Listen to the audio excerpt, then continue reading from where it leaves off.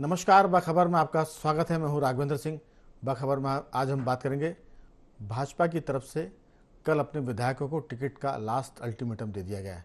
विधायक दल की बैठक थी और उसमें कह दिया गया कि अगर अगले 3 महीने में उन्होंने अपना रोड कार्ड नहीं सुधारा, रोड मैप ठीक नहीं किया, तो फिर टिकट कट जाएंगे। ये एक तरह का ट्रेन के छूटने के पहले जैसे सिग्नल होते हैं, तो ये लास्ट सिग्नल है कि आपके टिकट का पत्ता अब कटने वाला है। और इसी को लेकर बीजेपी के भीतर कुछ हलचल है। उसकी वजह है कि टिकट अगर कटे तो फिर जो विधायक प्रत्याशी पद से हाथ धोने वाले वो क्या करेंगे? क्या बगावत करेंगे? क्या दूसरे दल का पल्लू थामेंगे? या पार्टी अनुशासन में रहकर चुपचाप पार्टी के लिए काम करेंगे? या फिर घर बैठ जाएंगे, यानी सैबोटेज करेंगे, भीतर घात करेंगे? ये बहुत सारे सवाल हैं जिनके जवाब भाजपा को खोजने हैं, क्योंकि अल्टीमेटम तो आसान है, लेकिन अल्टीमेटम के बाद जब टिकट कटेंगे उसके बाद का जो रिएक्शन है वो खतरनाक है। अगर वो रिएक्शन साध लिया गया तो फिर ये अल्टीमेटम कामयाब है, और नहीं तो बागी जो सुर हैं उनको थामना कठिन होगा। इसी पर विस्तार से बात करेंगे। चर्चा के लिए हमारे साथ मौजूद है स्टूडियो में हमारे साथी पत्रकार आशीष दुबे जी। स्काइप पर हमारे साथ रहेंगे पत्रकार साथी देवदत्त दुबे जी, और टेलीफोन लाइन पर रहेंगे सामाजिक कार्यकर्ता रमेश सिंह जी। आपको बता दें कि बीजेपी 3 महीने एक तरह से विकास पर्व बनाने की तैयारी कर रही है, और उसमें लगभग 7,245 करोड़ की परियोजना का लोकार्पण भी किया जाएगा। 16 जुलाई से विकास पर्व मनाने की तैयारी है। 5 जगह से ये यात्रा निकलेंगी, ये विकास पर्व होगा, और इसी में ये तय हो जाएगा कि विधायक अपने क्षेत्र में कितने अलोकप्रिय हैं, कितने लोकप्रिय हैं, और कितना वो पार्टी को जिता सकते हैं। तो चर्चा हम शुरू करते हैं। आशीष जी, सवाल यही है कि ये जो सारा मामला है, हमने हर बीजेपी हो चाहे कांग्रेस, कहा तो यही जाता है कि अगर आप नहीं सुधरे तो टिकट कट जाएगा। लेकिन विधायक मन में सोचेंगे कि अगर हम नहीं सुधरे तो आप क्या कर लेंगे? आप बहुत से बहुत टिकट काटेंगे। तो दूसरी पार्टियां हैं, आम आदमी पार्टी है, समाजवादी पार्टी है, बहुजन समाज पार्टी है, कांग्रेस भी विकल्प के तौर पर है, और अब तो एक नई पार्टी बन गई है विंध्य क्षेत्र की, नारायण त्रिपाठी उसको लीड करने वाले हैं। तो ये विकल्प, जब आपके सामने बहुत सारे विकल्प होंगे, ऐसे में अल्टीमेटम के मायने क्या है?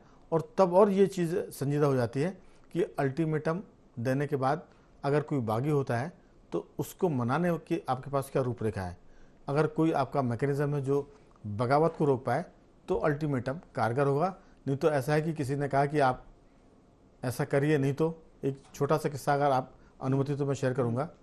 एक लड़के की शादी होती है, और उस समय जब शादी होती है तो लड़के के घर वाले, उसकी भाभी, उसकी चाची, उसकी मामी उसको बताती है कि बहू के सामने ज़रा ठीक रुतबा रखना। तो नुस्खे बताती हैं कि जैसी वो नई बहू घर में आएगी तो तुम कहना है कि गर्म पानी करो, नहीं तो गर्म खाना दो, नहीं तो। अब लड़की परेशान होगी, नई नई बहू थी, मायके जाती है तो वहाँ ये किससे सुनाती है। तो वहाँ भी कुछ समझदार महिलाएं थी, उन्होंने कहा कि बिटिया एक काम करना, अब की बार दामाद साहब कहें कि पानी गर्म करो, नहीं तो खाना गर्म करो, नहीं तो पूछ लेना क्या कर लेंगे, नहीं तो। उसने इसी का उत्तर दिया कि अगर खाना गर्म नहीं हुआ तो क्या क्या करोगे? जवाब में आता है कि फिर मैं ठंडे खा लूँगा। तो ये जो अल्टीमेटम है, अगर ये अल्टीमेटम के जवाब में किसी ने कहा कि नहीं तो क्या कर लेंगे, अगर आपके पास फिर गर्म खाना कराने की ताकत है तब तो ठीक है, और नहीं तो फिर स्थितियां बिगड़ेंगी। अब हमारे साथ सारे मेहमान जुड़ गए। आपसे शुरुआत में मैंने कहा था कि इस पर आपकी राय जरूर बताएं विस्तार से कि क्या जो किस्सा है वो चलेगा कि खाना गर्म किया नहीं तो ठंडा ही खा लूँगा, या फिर गर्म कराया जाएगा? नहीं, देखिए, हालत तो यही है कि अगर नहीं तो वाला जो चेतावनी है वो बहुत अब असरदार इसलिए नहीं है क्योंकि उसमें दीपक जोशी का उदाहरण है। उसको लेकर के पूरी बीजेपी ने उनको समझाने की कोशिश की, बड़े नेता उतरे मैदान में, लेकिन वो नहीं तो वाला स्थिति रही वहाँ पे। तो मैकेनिज्म क्या है ये अभी तो कितना कारगर होगा, ये कुछ उदाहरण अभी बीच में आए हैं, तो उससे समझ में आता है कि भाजपा के पास जो है ये बड़ी ऐसा है कि कुछ उसके अस्त्र या शस्त्र जो है थोड़े से कुछ खत्म हो गए या थोड़े भोथरे से दिख रहे हैं, क्योंकि लोग अब मान नहीं रहे हैं। वो या तो अपने मर्जी से बात कह रहे हैं या अपनी मर्जी से अपनी पॉलिटिक्स का चुनाव कर रहे हैं। तो अब जो विधायकों को कहा गया है, मुख्यमंत्री ने जो कहा है, असल में आशीष जी, उनके कद पार्टी से बड़े हो गए। बिल्कुल, पार्टी उनके सामने छोटी हो गई है। हाँ। और 3-3, 4-4 बार के विधायक है, वो अपने आप को पार्टी से ऊपर मानते हैं। इसलिए ना तो वो संगठन महामंत्री की चिंता करते हैं जी, ना अध्यक्ष की चिंता करते हैं। सबको याद होगा कि जबलपुर के एक पूर्व विधायक हैं, हाँ, पूर्व मंत्री भी रहे हैं, हाँ, उन्होंने तो पार्टी अध्यक्ष पर हाँ, पार्टी अध्यक्ष पर आरोप लगाया था कि वो मुझे उनसे जान का खतरा है। तो हम्म, या तो वो बड़े हो गए हैं या फिर पार्टी के लीडर छोटे हो गए हैं। कोई ना कोई एक बात जरूर है ये जी। बिल्कुल सही बात है ये, क्योंकि एक लंबे समय से लोग पार्टी सत्ता में है, तो सत्ता के साथ जुड़ी हुई कुछ खामियां भी उभर गई, और वो जो खामियां हैं वो सारे जो बड़े नेता हैं उन्होंने उनसे पकड़ा हुआ है। तो इसलिए वो जो है अपनी शर्तों पे भी अब काम करते हुए नजर आने लगे जी। और बीजेपी के साथ अभी ये समस्या हो गई है कि अभी उन्होंने बहुत 6-7 महीने से चल रहा है कि मुख्यमंत्री जो हैं विधायकों के ग्रुप को बुला रहे हैं, उनको 1-to-1 चर्चा कर रहे हैं, उनको अपनी सर्वे या फीडबैक बता रहे हैं, उनको चेतावनी दे रहे हैं कि भैया काम कर लो, ठीक है आखिरी समय है। तो वो सर्वे और वो मुलाकातें 1-to-1 तो पूरी हो चुकी हैं। अभी कल परसों भी कुछ विधायकों से उन्होंने बात की। तो अब तो बस ये है कि या तो टिकट मिलेगा या टिकट कटेगा। अब टिकट यदि कटता है तो बीजेपी की चिंता ये है कि ये कहीं दूसरे खेमे में जाके ना बैठ जाएं, तो क्योंकि विकल्प बहुत सारे हो गए हैं। तो इसलिए अब बीजेपी के पास मुझे नहीं लगता है कि नहीं तो वाला जो वो चलेगा, वो बीजेपी को बहुत जगह पे हो सकता है समझौता करना पड़े, और यदि वो समझौता नहीं करती है अपने ही लोगों से या उनकी मर्जी को नहीं मानती है, तो उसको फिर ये रिस्क झेलने के लिए, उसको ये खतरा और जोखिम लेने के लिए भी तैयार होना पड़ेगा कि उसके लोग दूसरे पाले में जाके बैठ जाएंगे जी। और ये जो स्थिति है बीजेपी के लिए मुझे लगता है थोड़ी असमंजस वाली होगी, क्योंकि वो युवा लोगों को टिकट देने के फार्मूले पे काम कर रही है पिछले कुछ दिनों से।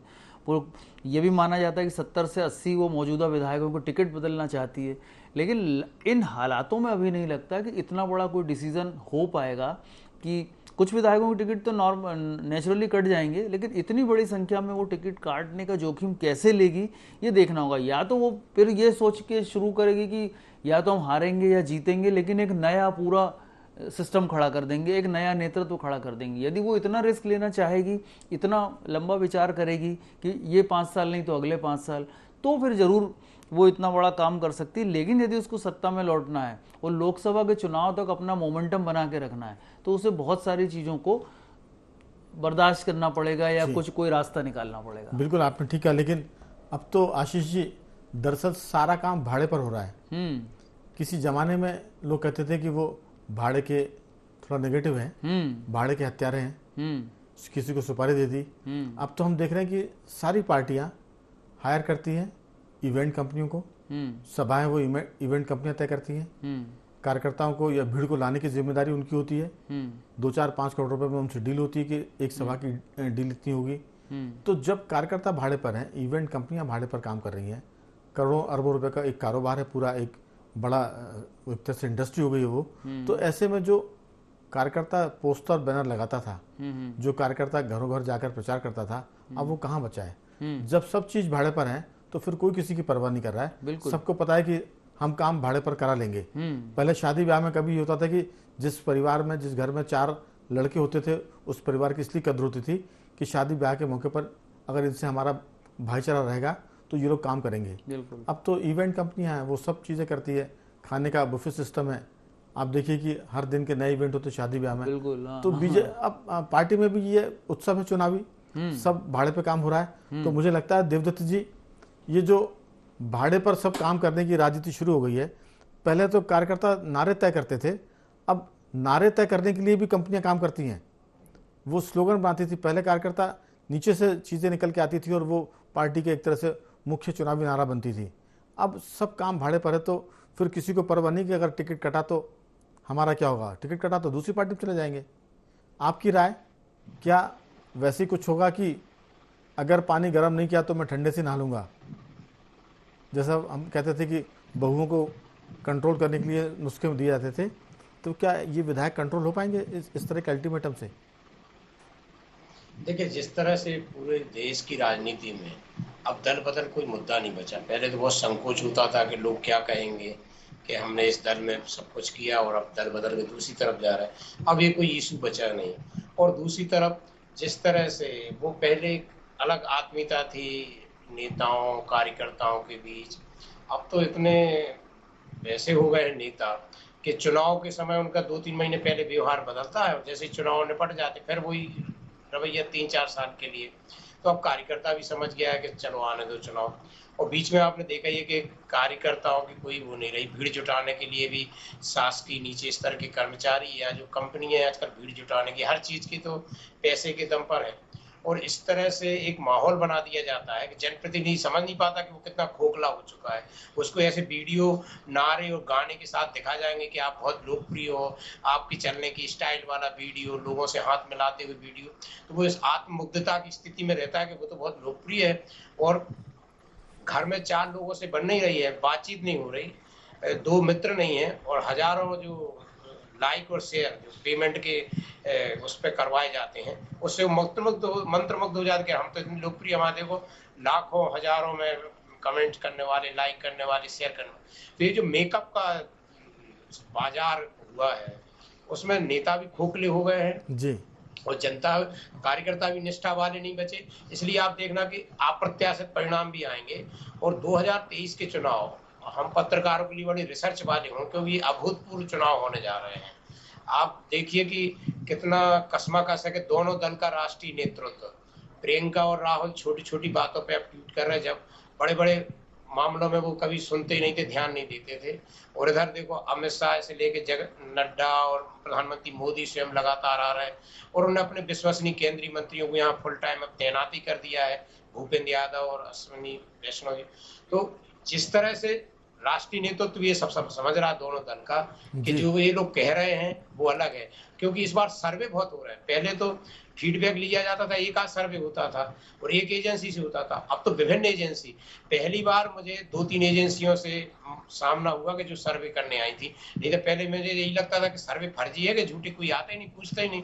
तो इस बार लगा कि हाँ सर्वे हो रहे हैं और बड़ी अच्छी एजेंसियों से हो रहे हैं। तो जो सर्वे रिपोर्ट है, भाजपा में तो 16 तारीख से राघवन जी आईना दिखाना जाना है एक एक विधायक को 1 to 1 कि जी। आपकी ये स्थिति है और आपको टिकट नहीं मिलेगा। कोई बहुत ज्यादा दावे प्रस्तुत करेगा कि हम 1 महीने में सुधार लेंगे, तो हो सकता मौका दिया जाएगा, अन्यथा अधिकांश को 50% टिकट काटे जाने की संभावना भाजपा में लगभग तय हो गई है।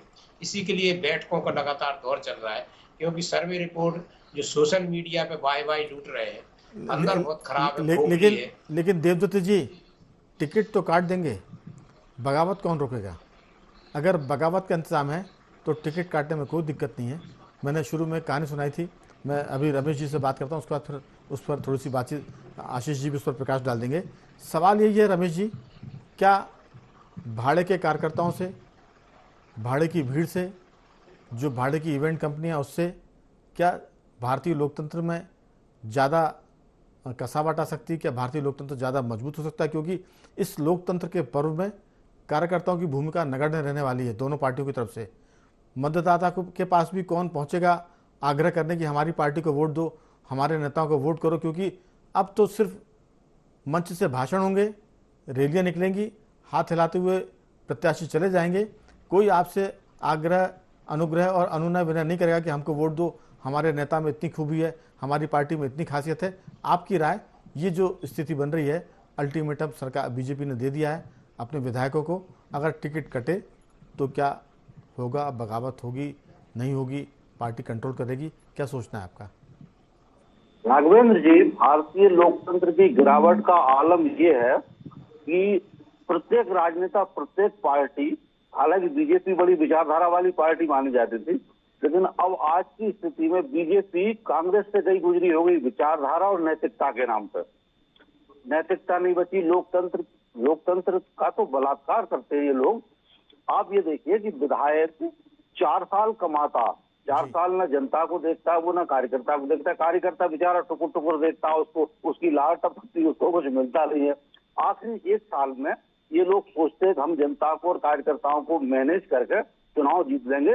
तो मैं आपको बताऊं, भारतीय लोकतंत्र में सबसे महत्वपूर्ण चीज है ग्राउंड पे काम करना, और ग्राउंड पे काम करने का रिकॉर्ड बीजेपी का रहा है। लेकिन 20 साल की सत्ता के बाद इसमें इतनी गंदगी आ गई, इतनी बजबजाहट आ गई है कि अब बीजेपी कांग्रेस से मतलब जो कांग्रेस की को हम कहा करते थे कि एरिस्टोक्रेटिक पार्टी है, तो उससे भी ज्यादा हो गई है। आप देखिए एबीपी के सर्वे जो आए थे उनमें कांग्रेस को बढ़त दिख रही है।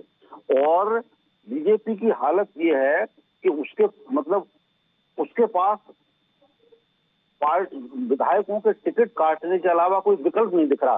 3 महीने की जो लिमिट दी है शिवराज जी ने, आप ये बताइए 5 साल में इनने जो छवि बिगाड़ के रखी है, 3 महीने में ये किसी कीमत पर नहीं सुधर सकती। ये विधायक भी जानते हैं और ये शिवराज जी भी जानते हैं। लेकिन शिवराज जी का ये रमेश जी, छवि को सुधारने के लिए सबको पता है कि लॉन्ड्री हुआ करती है।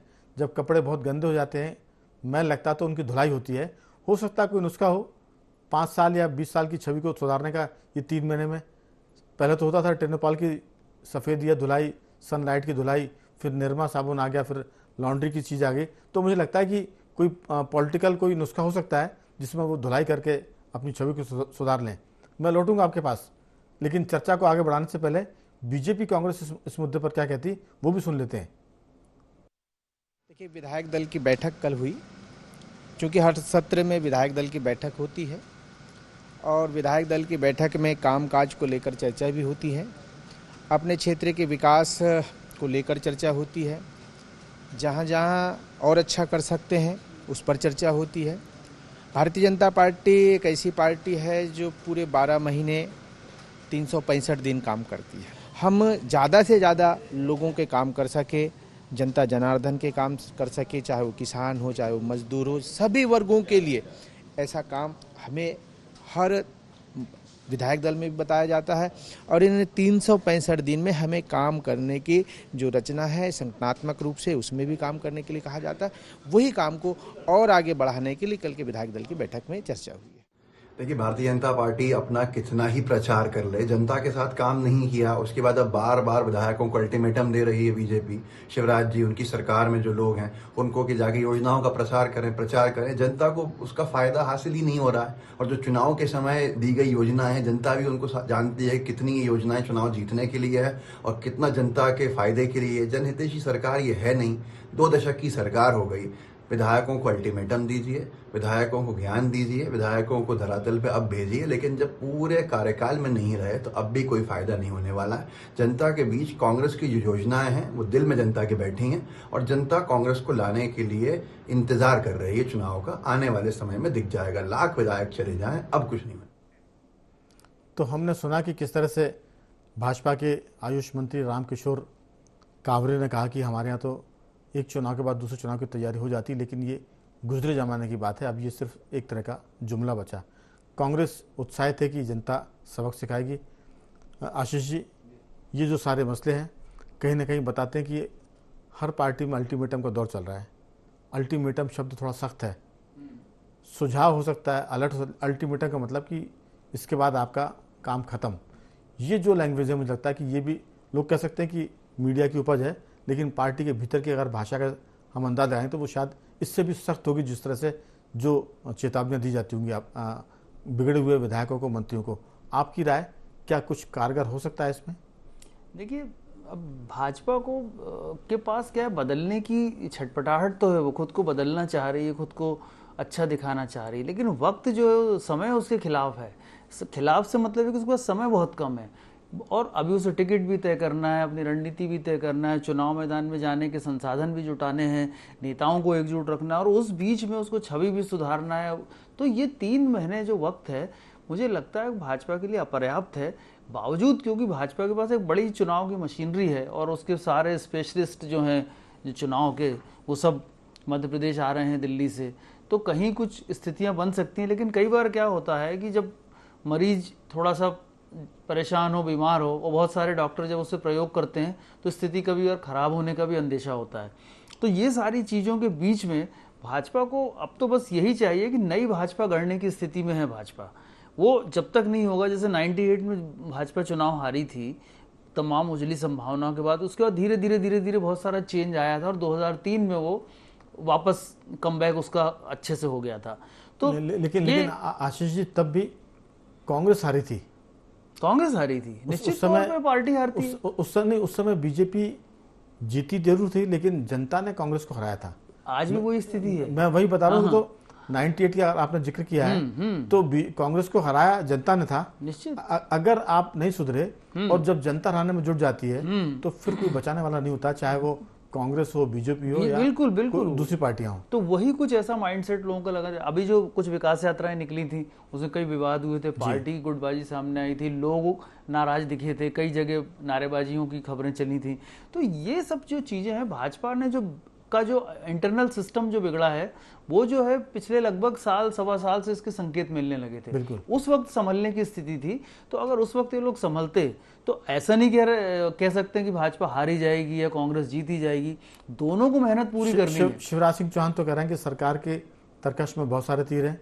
हाँ, लेकिन वो तरकश के तीर जो है वो योजनाओं वाले हैं कि इनको हम पैसा देंगे, ये सरकार का, लेकिन संगठन के जो तरकश के तीर है वो कितने कारगर होंगे इस पर सबकी नजर होगी। बिल्कुल देवदत्त जी, आपकी इसमें राय कि शिवराज सिंह चौहान करें कि चिंता मत करिए, सरकार के तरकश में बहुत सारे तीर हैं, चाहे वो लाडली बहनों की बात करें या कर्मचारियों के वेतन के दुगने तिगने करने की बात करें जो ग्राम पंचायत में है, कहीं ना कहीं वो स्थिति ऐसी कि इससे थोड़ा सा स्थितियां सुधरती हुई जरूर दिखेंगी, ये सरकार का मामला। लेकिन जैसा आशीष जी कह रहे हैं, संगठन अगर इसको लेकर आगे जाएगा तो चीजें सुधरेंगी और बात बनेगी। आपकी इसमें राय कि सरकार के कामों को, सरकार की घोषणाओं को संगठन किस तरह से अपने कार्यकर्ताओं के साथ जनता के बीच लेकर जाता है, वो ज्यादा मेरे ख्याल से प्रभावी और देखने लायक बात होगी। जड़ता भी आ जाती है, मतदाताओं को एक धारणा बन जाती है, उसको भी तोड़ना बहुत चुनौती होती है। और कोई भी उम्मीदवार हो, कोई भी दल हो, वो कहते हैं ना पूरे तीर चलाते हैं, सबके तरकस में खूब तीर लेके चलते हैं, पूरे तीर चलाते, कोई क्यों वापस रखा रहेगा अपने उसमें, सब चलाते हैं तीर, लेकिन इसके बाद भी कोई ना कोई हारता ही है ना। कभी कोई कसर तो छोड़ता नहीं है। यहाँ तक कि मैंने देखा कर्जा ले लेके लोग चुनाव लड़ते हैं, पैसा पूरा लगा देते हैं, सब कुछ करते हैं, पैर पड़ने की जगह हाथ से नहीं पूरे दंडवत हो जाते हैं, सब करते, शराब बांटते, मुर्गा, कोई नहीं छोड़ता, लेकिन इसके बावजूद ही हारते हैं। तो जो बात वही है कि लंबे समय और अनुभव के आधार पर जनता जो धारणा बना लेती है, मोटे तौर पर तो चुनाव जीताता या हराता वही भावनाएं होती हैं।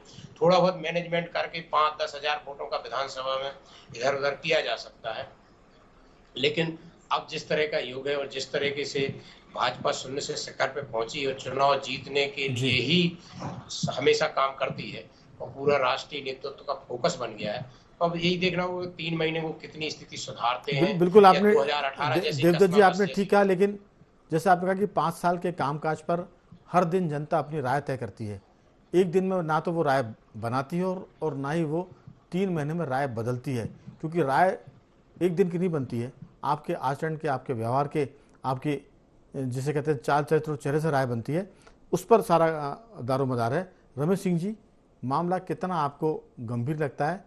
बीजेपी ने टिकट काटने की बात तो की है, लेकिन संगठन कितना अपने कार्यकर्ताओं को एक्टिव करता है?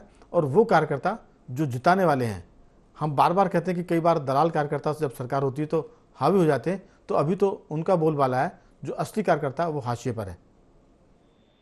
राघवेंद्र जी, बीजेपी के पास टिकट काटने के अलावा कोई विकल्प नहीं है। एंटी इनकम्बेंसी बहुत ज्यादा है और एंटी इनकम, देखिए मैं आपको बताऊं, सरकार के सामने स्थिति है, उसे एंटी इनकम्बेंसी से लड़ना है।